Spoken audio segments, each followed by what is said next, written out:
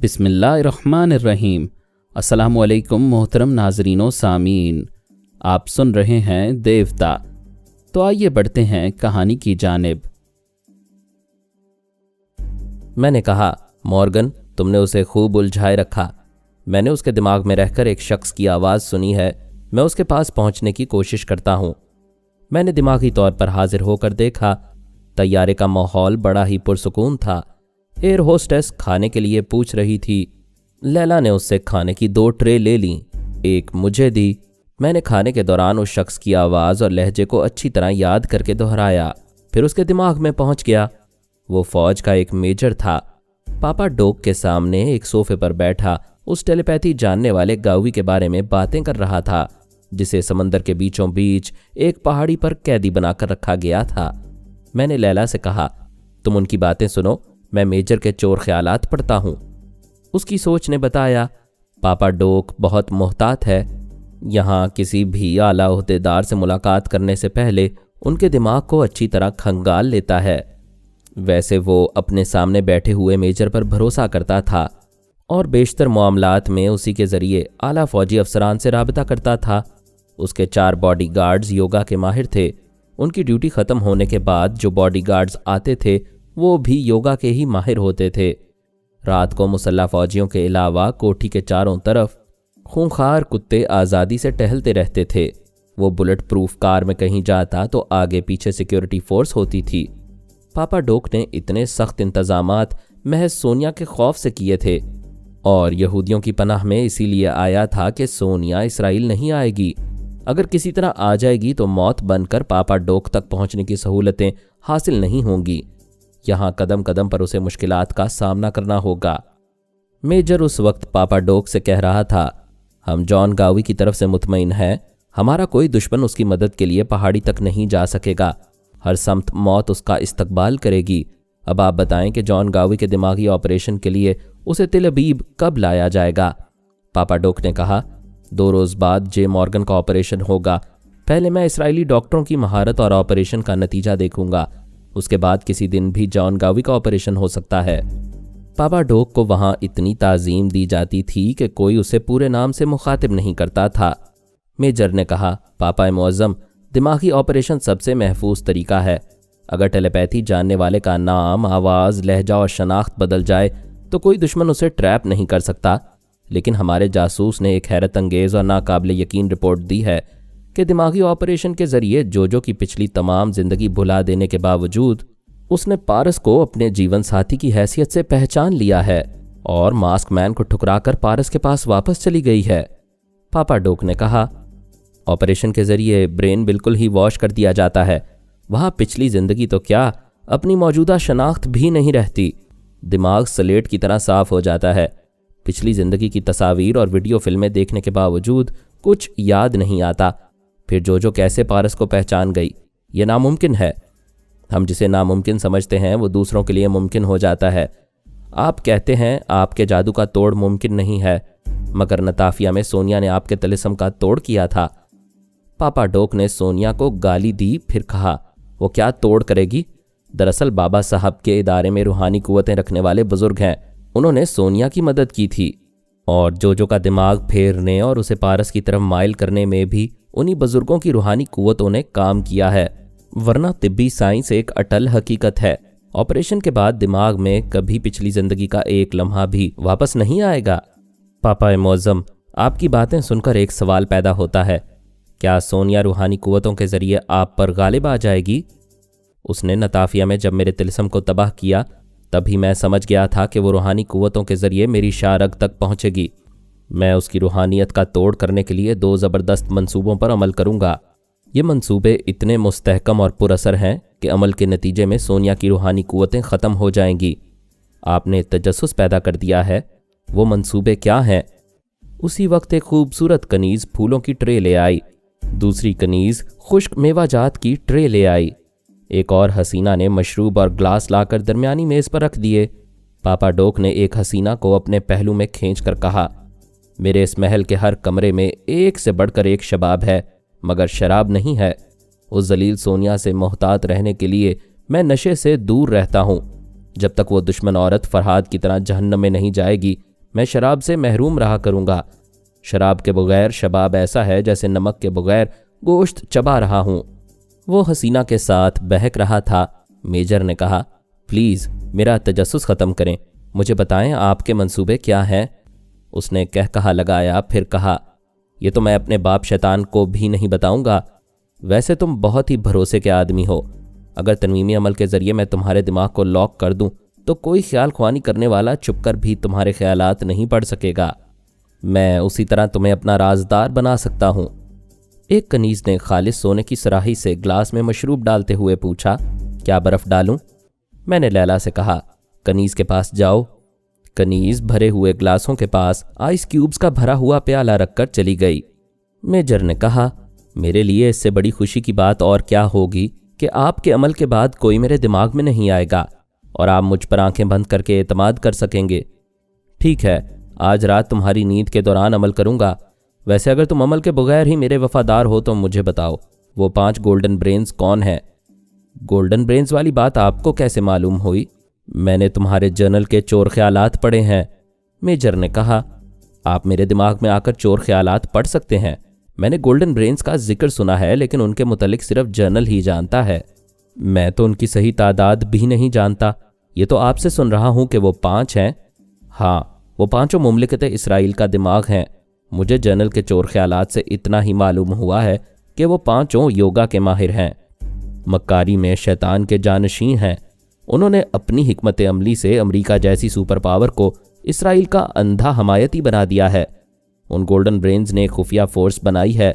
उस फोर्स में doctor, engineer, साइंसदान और सुराग रिसां वगैरह शामिल हैं। वो मतलूबा ममालिक के ख़ास शहरों में बाकायदा रिहाइश इख्तियार करते हैं। ईसाइयों में रहकर ईसाई और मुसलमानों में रहकर मुसलमान बन जाते हैं। यूं अपने मुल्क व कौम के मुफाद में काम करते रहते हैं। उनकी पूरी फोर्स अबरानी ज़ुबान में एक दूसरे से राबिता करती है। मेजर ने कहा, आपने काफ़ी मालूमात हासिल की हैं। जनरल को जितना मालूम है उतना मुझे मालूम हो चुका है। फ़ौज के जनरल और मुल्क के हुक्मरान बदलते रहते हैं, इसलिए ये तमाम आला ओहदेदारान गोल्डन ब्रेन्स के बारे में इससे ज़्यादा कुछ नहीं जानते हैं। ये कोई नहीं जानता कि वो 5 गोल्डन ब्रेन्स कौन हैं, कहाँ रहते हैं। जनरल के खुफिया कमरे में एक टीवी स्क्रीन पर उन्हें देखा जा सकता है, उनसे बातें की जा सकती हैं, लेकिन यकीन से नहीं कहा जा सकता कि स्क्रीन पर नज़र आने वाले वो 5 चेहरे असली हैं, क्योंकि जनरल को ऐसे चेहरे किसी शहर में, किसी तकरीब में या बाजार में दिखाई नहीं देते।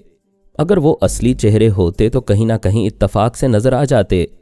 मेजर ने मुस्कुरा कर पूछा, आप उन 5 को ढूंढ निकालने की फ़िक्र में हैं? हाँ, मुझसे ये बर्दाश्त नहीं होता कि कोई मुझसे छुप कर रहे। वो मुझे देखता रहे और मैं उसे ना देखूं, उसकी निगरानी से बेखबर रहूं। छुपने वाले दोस्त कभी नहीं होते। अगर इसराइली हुकाम को या गोल्डन ब्रेन्स को कभी मैं बोझ लगूंगा तो वो बड़ी आसानी से छुपकर मुझे गोली मार देंगे। ऐसा हो सकता है। हमारे अकाबरीन को समझना चाहिए कि आप 5 गोल्डन ब्रेन से ज़्यादा अहम हैं। आपने 1 हफ्ते के अंदर 2 ज़बरदस्त कारनामे अंजाम दिए। टेलीपैथी जानने वाले जॉन गावी को हमारा कैदी बनाया और बाबा फरीद वास्ती मरहूम की बेटी राहीला को अगवा करके यहाँ पहुँचा दिया। उन 5 पुरस्कार यहूदी दिमागों को आपसे नहीं छुपना चाहिए। उनकी बेहतरी इसी में है कि मुझे वो अपना दोस्त बनाए, मेरे सामने आ जाएं, वरना मैं उन्हें बेनकाब कर दूंगा। जैसी चाल मैं चलूंगा वैसी वो चल नहीं सकते। उसकी बात खत्म होते ही फ़ोन की घंटी सुनाई दी। उसने रिसीवर उठाकर कहा, हेलो, मैं हूँ, क्या अपना नाम बताना ज़रूरी है? दूसरी तरफ से कुछ कहा जाने लगा। वो चंद लम्हों तक सुनता रहा, फिर परेशान और खौफजदा होकर बोला, नहीं, ये झूठ है। तुम कैसे कह सकते हो कि ये इतला दुरुस्त है? वो फिर सुनने लगा। चंद सेकंड के बाद वो मज़ीद कुछ ना सुन सका। उसके हाथ से रिसीवर छूट गया। वो खला में तक रहा था और बिल्कुल बेहिसो हरकत बैठा सोच रहा था। मेजर ने पूछा, क्या हुआ? वो बदस्तूर साकित रहा। मेजर ने फिर मुखातिब किया तो वो चौंक गया। हाँ, क्या तुम कुछ कह रहे हो? मैं पूछ रहा हूँ, क्या फ़ोन पर कोई परेशान को इत्तला मिली है? वो एक झटके से उठकर खड़ा हो गया, फिर बोला, हाँ, वो जलील औरत इस शहर में देखी गई है। बात समझ में आ गई। वो सोनिया के बारे में गुस्से से कह रहा था। उस मुल्क की सिक्योरिटी और इंटेलिजेंस वाले होशियारी और फ़र्ज शनासी में बैनुल अक़वामी शोहरत रखते हैं। फिर सोनिया उनकी नज़रों से छुपकर कैसे आ गई? आपको फ़ोन पर किसने ये इत्तला दी है? पापा डोक ने चौंक कर फ़ोन की तरफ देखा। उसका रिसीवर नीचे पड़ा हुआ था। वहाँ से आवाज़ आ रही थी, हेलो पापा मुअज्जम, हेलो। वो जवाब सुनने लगा। मैं मेजर के दिमाग में था। फ़ोन से कही जाने वाली बातें सुन नहीं सकता था। मैं यही सुनकर हैरान था कि सोनिया हमसे पहले तिलबीब पहुंच गई है। मैंने मेजर के पास से आकर सोनिया को मुखातिब किया, कोड वर्ड्स अदा किए, फिर पूछा, तुम तिलबीब कब पहुंची हो? क्या मैं तिलबीब में नज़र आ रही हूँ? मुझसे छुपने की कोशिश ना करो, मैं ख़तरे से आगाह करने आया हूँ। अभी पापा डोक को इतला मिली है कि तुम तिलबीब में देखी गई हो। मैं इतनी नादान हूँ कि वहाँ अपनी असली सूरत दिखाती और दुश्मन इतने मेहरबान हैं कि मुझे देखकर गोली ना मारते और मुझे जाने देते। यानी तुम वहाँ नहीं हो? मैं पेरिस की रिहाइश गाह में हूँ और कल सुबह की फ़्लाइट से इसराइल के लिए रवाना हो रही हूँ। मैं वापस मेजर के दिमाग में आया। उसकी सोच ने बताया, अभी टेलीफोन पर एक गोल्डन ब्रेन ने सोनिया के मुतल्लिक इतला दी थी। मेजर ने पूछा, पापा मुअज्जम, क्या ये यकीन करने की बात है कि सोनिया हमारे मुल्क में अपने असली चेहरे के साथ घूम रही है? क्या वो जानबूझकर मौत को दावत देगी? वो बहुत मक्कार है। उसके टेलीपैथी जानने वाले ने किसी लड़की को सहरज़दा किया होगा। उस पर सोनिया ने अपना मेकअप चढ़ाकर अपनी डमी बनाकर शॉपिंग के लिए बाजार की तरफ भेज दिया होगा। एक जासूस ने उसका पीछा किया था, वो भीड़ में गुम हो गई। वो मक्कार औरत नफ्सियाती मार मारती है। उसने अपनी डमी पेश करके आला हुकाम और फौजी अफसरान को चौंका दिया, लेकिन मेरा तो सुकून गारत कर दिया है। अब मेरा खाना पीना हराम हो जाएगा। उस जलील औरत ने मुझे मौत से पहले थोड़ा थोड़ा मारना शुरू कर दिया है। मैंने दिमागी तौर पर तैयारे में हाजिर होकर लैला को ये बातें बताईं। वो बोली, सिस्टर सोनिया पेरिस में है, हम तैयारे में हैं, तो फिर तिलबीब में डमी सोनिया को कौन पेश कर रहा है? जाहिर है हमारा कोई आदमी ऐसा नहीं कर रहा। ये दुश्मनों की कोई चाल है। क्या चाल है? अच्छा, तो आप मेरा इम्तिहान ले रहे हैं? उसने मुस्कुरा कर देखा। मैंने भी मुस्कुरा कर देखा। यही समझ लो। यह हकीकत अभी किसी को मालूम नहीं है कि पापा डोक हमारी सिस्टर से खौफजदा है, लिहाजा उसका सुकून बर्बाद करने के लिए कोई दुश्मन सिस्टर की डमी पेश नहीं करेगा। बिल्कुल ठीक, आगे बोलो। आगे बात साफ है। पापा डोक थोड़ी देर पहले गोल्डन ब्रेन्स के खिलाफ बोल रहा था और उन्हें बेनकाब करने का दावा कर रहा था। एक गोल्डन ब्रेन ने उसे इज़्तराब और बेचैनी में मुब्तला करने के लिए तिलबीब में सोनिया की मौजूदगी की इतला दी है। ये सरासर गलत इतला है। वहाँ सिस्टर की डमी देखी ही नहीं गई है। मेरी जान, तुमने बिल्कुल सही तज्जिया किया है। जी चाहता है तुम्हारी जहानत की भरपूर दाद दूं। मैं सीट पर बैठे ही बैठे उसकी तरफ झुका। वो मुझे परे हटाकर बोली, दूर ही रहें, आपकी दाद महंगी पड़ती है। एयर होस्टेस आकर बचे हुए खाने की ट्रे उठा रही थी। उसके जाने के बाद लैला ने कहा, आप संजीदगी से रिपोर्ट सुने। जो कनीज़ पापा डोक और मेजर के सामने मशरूब लाई थी, मैं उसके दिमाग में रहकर उस महल के दूसरे हिस्सों में गई। मज़ीद 2 कनीज़ों के दिमागों में भी जगह बना ली। पता चला राहीला को उसी महल में रखा गया है। हमने बहुत पहले राहीला के दिमाग में जाकर मालूम कर लिया था कि उसे किसी महल में आराम से रखा गया है। आज लैला ने मालूम किया कि पापा डोक भी उसी महल में रहता है। मेजर के दिमाग ने हमें उस महल का पता बता दिया था। मैंने लैला से कहा, एक गोल्डन ब्रेन ने इंतकामन पापा डोक को खौफजदा किया है, उससे हमारा नुकसान होगा। वो कैसे? ऐसे कि पापा डोक सोनिया के खौफ से राहीला को किसी ऐसी जगह मुंतकिल कर देगा जहां सोनिया या हम पहुंच ना सकें। गोल्डन ब्रेन्स वाकई ब्रेन से काम लेते हैं। उन्होंने ये झूठी इतला देकर तिलबीब की इंतजामिया, पुलिस और फौज को अलर्ट कर दिया है। ऐसे में हम वहां पहुंच रहे हैं। दुश्मनों के मुस्तैद और होशियार रहने के बायस हम सहूलत और इत्मीनान से कोई काम नहीं कर सकेंगे। मैंने थोड़ी देर सोचकर कहा, पापा डोक जिस महल में है वहाँ खुफिया कैमरे और माइक ज़रूर होंगे, क्योंकि पापा डोक ने गोल्डन ब्रेन्स को बेनकाब करने का चैलेंज किया था। उसके बाद ही एक गोल्डन ब्रेन ने फ़ोन के ज़रिए पापा डोक को सोनिया का बुखार चढ़ा दिया था। लैला ने तायद की। 5 गोल्डन ब्रेन्स पापा डोक पर नज़र रखते हैं, यानी उसे बज़ाहिर पापा मुअज़्ज़म कहकर सर पर चढ़ाया जा रहा है और बातिन में उसे नाकाबिले एतमाद समझा जा रहा है। मैंने कहा, क्यों ना उसी शैतान को यहूदियों के खिलाफ भड़काया जाए। वो ये सुनकर मुस्कुराने लगी। उसकी आदत थी, बात बात पर मुस्कुराती थी। खुदा ने उसे खिलते हुए फूल की शादाबी दी थी। आम हालात में भी उसका चेहरा मुस्कुराता हुआ सा लगता था। उसने मुझे शौक और लगन से देखते हुए पाया तो घूर कर बोली, मैं आइंदा बंसवर कर नहीं रहूंगी। आप बहकने लगते हैं। ऐसा गजब ना करना। तुम जुल्फ़ें बिखराए उजड़ी हुई सी रहोगी तो और ज़्यादा हसीन और पुरकशिश हो जाओगी। लोग समझ लेंगे कि मेरे पहलू से उठकर आ रही हो। ऐसी हालत में शायर कहता है, ये उड़ी उड़ी सी रंगत, ये खुले खुले से गेसू, तेरी सुबह कह रही है तेरी रात का फसाना। वो बोली, तौबा है, आप कहाँ की बात कहाँ ले जाते हैं। वो पापा डॉग को यहूदियों से टकराने वाली बात क्या हुई, चलें अब आप अपना काम करें। मैं अपनी सीट पर सीधी तरह बैठकर बाबा साहब के इदारे के एक जासूस के पास आया। उसने सांस रोक ली। दूसरी बार मैंने कोड वर्ड्स अदा किए। उसने मुस्कुराकर कहा, हेलो मिस्टर ब्रायन वुल्फ, खैरियत तो है। मैंने उसे राहीला के अगवा और पापा डॉग की रिहाइशगाह के मुतालिक बताने के बाद कहा, वो शैतान सोनिया के खौफ से राहीला को दूसरी जगह मुंतकिल करेगा। अपने मातहतों से कहो उस महल को नज़रों में रखें। कोई बंद गाड़ी वहाँ से निकले तो उसका ताकुब करें। हमें मालूम होना चाहिए कि राहीला को कहाँ मुंतकिल किया जाएगा।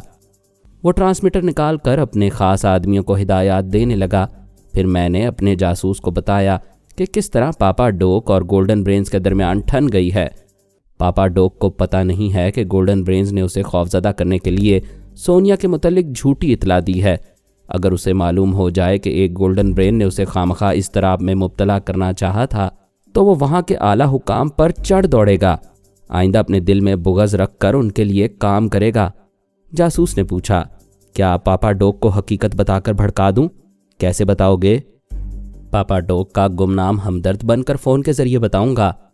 किसी गुमनाम हमदर्द की बात उसके लिए काबिल एतबार नहीं होगी।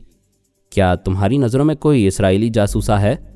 मैं 3 लड़कियों को जानता हूँ। उनमें से एक जासूसा मुझ पर गैर मुल्की एजेंट होने का शुबा कर रही है। अगर उसने कोई मुसीबत खड़ी की तो मैं उसे गोली मार दूंगा। तो समझ लो उसे गोली मारने जा रहे हो। मुझे उसकी आवाज़ सुनाओ। मैं उसके दिमाग पर कब्जा जमाकर तुम्हारे पास पहुंच जाऊंगा। तुम उस पर सोनिया का मेकअप करोगे। मैं उसे फ़ोन पर बुलाऊंगा। वो मेरे फ्लैट में चली आएगी। क्योंकि मुझसे इश्क कर रही है, मुझे मोहब्बत के जाल में फांस रही है। उसने रिसीवर उठाकर नंबर डायल किया।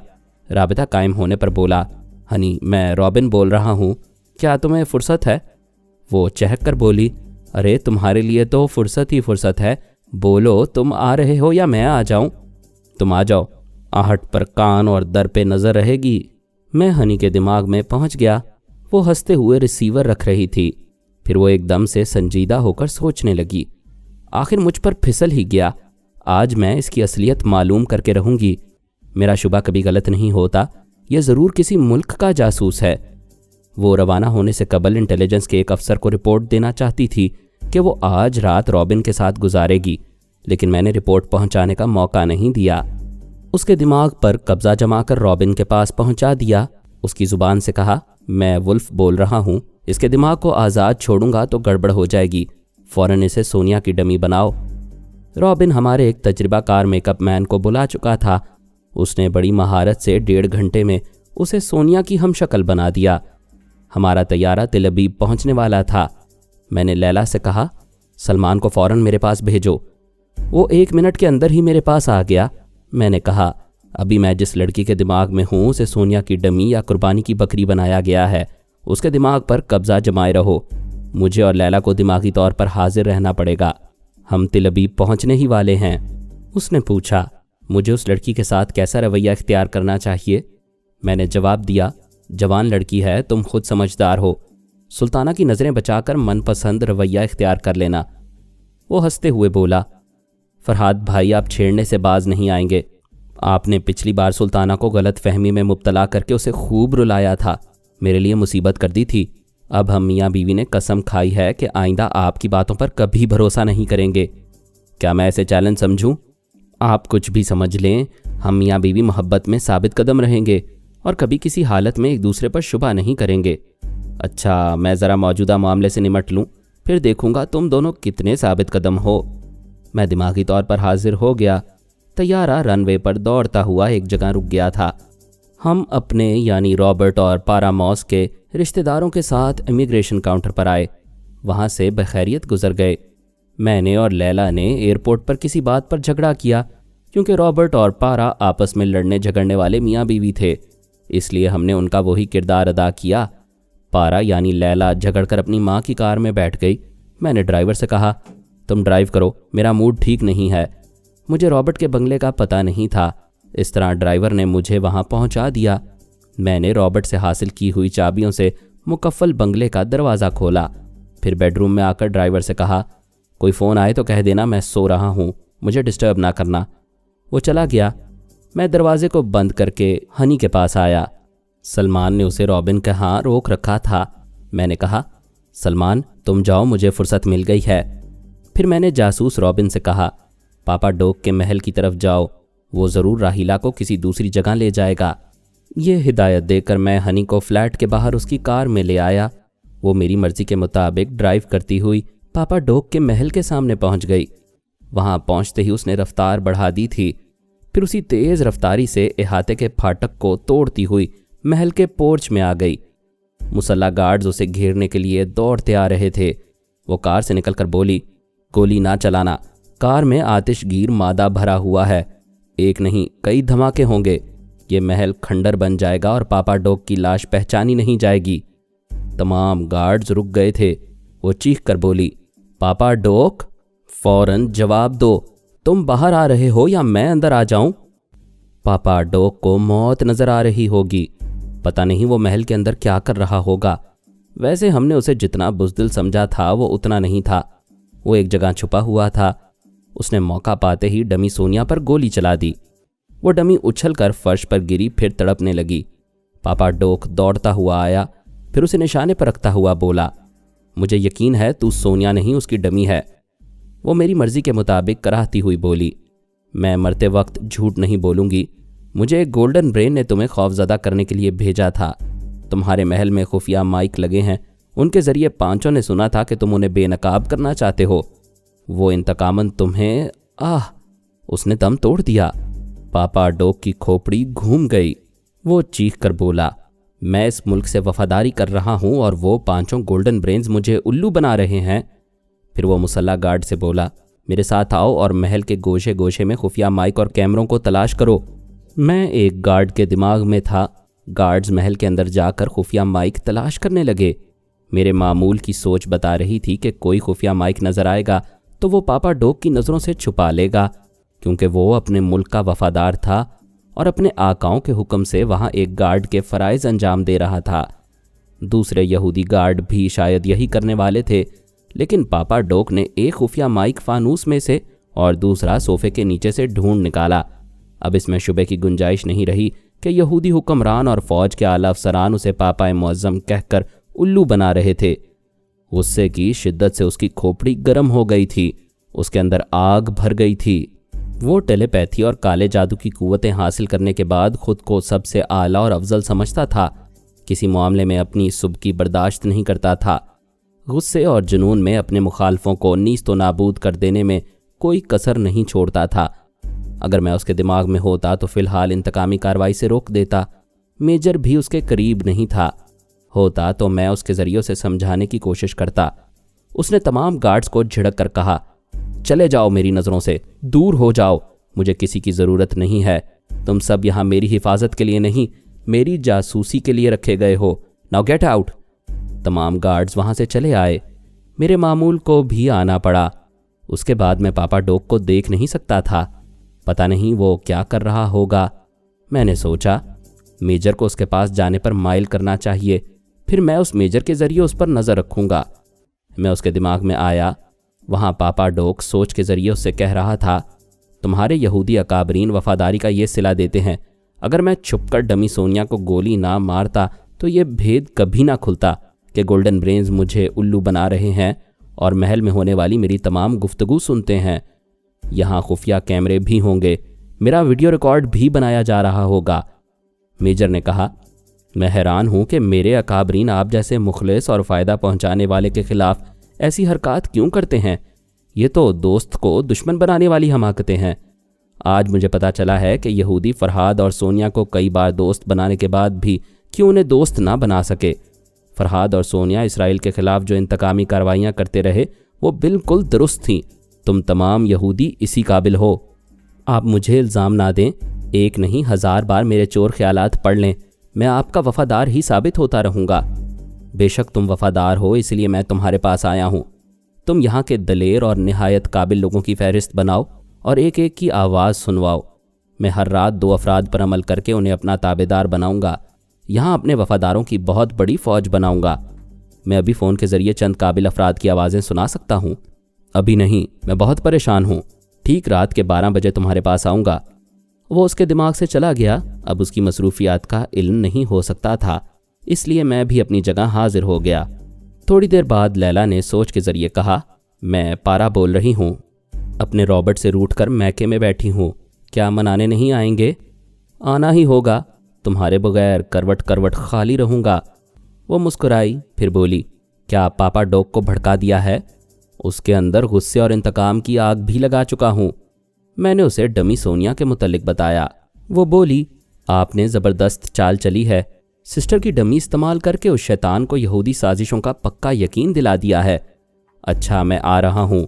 आज तेल अबीब की सैर करेंगे और किसी अच्छे से होटल में खाना खाएंगे। मैंने ख्याल ख्वानी ख़त्म कर दी, बाहर जाने के लिए तैयार होने लगा। हमें फ़िलहाल पापा डॉग की मसरूफियात का इल्म नहीं हो सकता था। उसने हमारी लाइल्मी में जो कुछ किया वो हमें बाद में मालूम हुआ। मैं अपने कारीन की दिलचस्पी के लिए अभी उसकी मसरूफियात बयान कर रहा हूँ। उसने महल के एक दूर अफ्तादा कमरे में तिलिस्म कदा बनाया था। कमरे के वस्त में एक शैतान का पुतला खड़ा किया था। उसका एक चेला उस पुतले के सामने हमेशा आग रोशन रखता था। पापा डॉग शैतान के सामने आकर पलथी मार कर बैठ गया। ख्याल ख्वानी की परवाज़ करके जनरल के पास आया, फिर बोला, तुम लोगों ने मेरे एतमाद को धोखा दिया है। मेरी रिहाइश गाह में कई जगह माइक छुपा कर रखे गए हैं। जनरल ने कहा, मेरी सोच पढ़कर देख लें, ऐसा मेरे हुक्म से नहीं किया गया है। दरअसल हमारे गोल्डन ब्रेन्स अपने बाप पर भी एतमाद नहीं करते हैं। उन्होंने यहाँ के हुक्मरानों की रिहाइश गाहों में भी यही किया हुआ है। वो सब पर नज़र रखते हैं कि कौन क्या कर रहा है। उसने गोल्डन ब्रेन्स को चंद मोटी मोटी गालियाँ दीं। जनरल को बताया कि एक गोल्डन ब्रेन ने डमी सोनिया के ज़रिए उसका मजाक उड़ाया है। जनरल ने कहा, मुझे इतला मिली है कि वो डमी हमारी एक बेहतरीन जासूसा थी। आपने जल्दबाजी में उसे गोली मार दी। उसे ज़िंदा रहने देते तो वो हमारे सामने सच बयान कर देती। आप गुस्से में ना आए, ये चाल गोल्डन ब्रेन की नहीं, किसी टेलीपैथी जानने वाले की है। कोई दुश्मन आपको हमारे खिलाफ भड़का रहा है। मैं नादान बच्चा नहीं हूँ। ठोस सबूत हासिल करने के बाद ही गोल्डन ब्रेन्स को गालियाँ दे रहा हूँ। क्या आप साबित कर सकते हैं कि हमारी जासूसा को किसी गोल्डन ब्रेन ने आपके पास भेजा था? मैं साबित कर सकता हूँ। क्या उसके बाद गोल्डन ब्रेन को सज़ा मिलेगी? आप कैसी बातें कर रहे हैं? वो 5 गोल्डन ब्रेन्स मुमलिकत इसराइल के बेहतरीन दिमाग हैं। यहाँ की दाखिला और खारजा पॉलिसी उन्हीं के हाथों में है। भला उन्हें कौन सज़ा दे सकता है? मैं दूंगा। जनरल ने मुस्कुराकर कहा, आप उनके साए तक भी नहीं पहुँच सकेंगे। अगर पहुँच गया तो वो मेरे शिकार होंगे। ठीक है, आप अपनी हसरत पूरी कर लें, मगर पहले सबूत पेश करें। आप लोग चंदाला हुकाम के साथ 1 घंटे बाद उस अस्पताल में पहुँचें जहाँ उस जासूसा की लाश पोस्टमार्टम के लिए पहुँचाई गई है। वहाँ क्या होगा? वो लाश बयान देगी कि उसे गोल्डन ब्रेन ने सोनिया बनाकर भेजा था। क्या आपकी इस बचगाना बात पर आला हुकाम यकीन करेंगे? मेरी बात बचगाना नहीं है। अगर आप लोग 1 घंटे बाद अस्पताल नहीं आएंगे तो मैं आप लोगों से ताल्लुकात तोड़कर इस मुल्क से चला जाऊंगा। वो दिमागी तौर पर शैतान के पुतले के सामने हाजिर हो गया। उसके सामने एक मिट्टी के बर्तन में माश का गूंदा हुआ आटा रखा था। वो मंत्र पढ़ते हुए उस आटे से एक छोटा सा इंसानी पुतला बनाने लगा और साथ ही साथ कुछ मंत्र पढ़ने लगा। इस दौरान टेलीफोन पर इतला देने वाले एक गोल्डन ब्रेन की आवाज़ और लहजे को याद करता रहा। उसे अच्छी तरह याद करते हुए वो शैतान को कहता था, मैं उसी आवाज़ और लहजे वाले का पुतला बना रहा हूँ।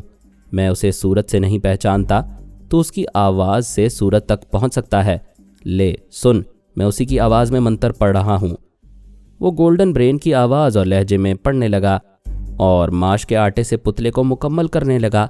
उसने पुतले का मुंह खुला रखा था, जैसे वो मुंह खोलकर कुछ बोलने वाला हो। वो एक बेढंगा सा पुतला था, कोई शाहकार मुजस्समा नहीं था। शैतानी कुव्वतों के ज़रिए उसे गोल्डन ब्रेन से मंसूब किया जा रहा था। शैतानी अमल करने वाले 3 मीम से पुतले बनाते हैं, मिट्टी, माश या मोम से। फिर अमल मुकम्मल होने के बाद उस पुतले के किसी हिस्से में सुई पैवस्त करते हैं। जिसके नाम का वो पुतला होता है, सुई की चुभन उस बेचारे को होती है। अगर वो हौसले से एक चुभन को बर्दाश्त करता है तो पुतले के जिस्म में दूसरी सुई चबोई जाती है। यूं उस शख्स की जिस्मानी तकलीफ में इजाफा होता रहता है। उसने माश का पुतला मुकम्मल करने के बाद उसे शैतान के पैरों के दरमियान लिटा दिया। फिर ऊंची आवाज़ में मंत्र पढ़ने लगा। पढ़ने के दौरान कोई सफूफ आग में फेंकने लगा। उससे आग भड़कने लगती थी, शोले बुलंद होने लगते थे। यह अमल थोड़ी देर तक जारी रहा। फिर उसने एक हाथ शैतान की तरफ बुलंद किया। उसकी चुटकी में एक सुई थी। उसने कहा, ऐ शैतान मुअज़्ज़म, मैंने एक गोल्डन ब्रेन की आवाज़ और लहजा तुझे सुना दिया। ये ले, इस सुई को उसके हलक में पहुंचा दे। पापा डोक ने झुककर माश के पुतले के खुले हुए मुंह के अंदर वो सुई पैवस्त कर दी। पुतले के हलक से चीखें और कराहें निकलने लगीं। पापा डोक ने खुश होकर शैतान के कदमों को चूमते हुए कहा, तू तमाम शैतानी कुव्वतों का मरकज़ है और ये कुव्वतें तू मुझे देता जा रहा है। तेरे कदमों में जल्द ही एक इंसान का खून चढ़ाऊंगा। डॉक्टर मोहम्मद उनीब सलीमी के साथ मज़ीद अक़सात सुनने के लिए हमारे चैनल का सब्सक्राइबर बनें और साथ ही बेल आइकन को क्लिक करें ताकि आपको हर आने वाली नई वीडियो के मुतालिक नोटिफिकेशंस मिलती रहें। हमारी वीडियोस को लाइक और शेयर करें और हमें अपनी दुआओं में याद रखिएगा। ISI और पाक आर्मी जिंदाबाद, पाकिस्तान पाइंदाबाद। हम फिर मिलेंगे इंशाअल्लाह एक नई किस्त के साथ। तब तक के लिए अल्लाह हाफिज़।